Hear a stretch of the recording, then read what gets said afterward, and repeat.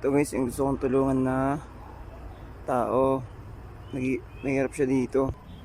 Ang hirap ng buhay niya rito. Bangin. And guys, oh, bangin. Ayan, ito ang bahay niya. Kubo-kubo lang. Tagilid siya ng... Ang trabaho niya dito, nangangalakal guys. Ano, nangangalakal lang siya para makasurvive lang sa kanyang buhay. Para siya ditong kamag-anak. Ayan guys, gusto ko tulungan natin siya para kahit pa paano naman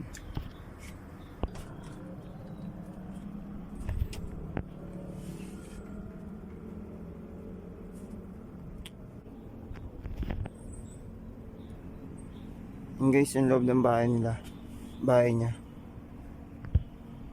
talagang ano, hirap ng buhay niya. Na rin yung mga ano niya, oh, bubong, kaya rin talaga.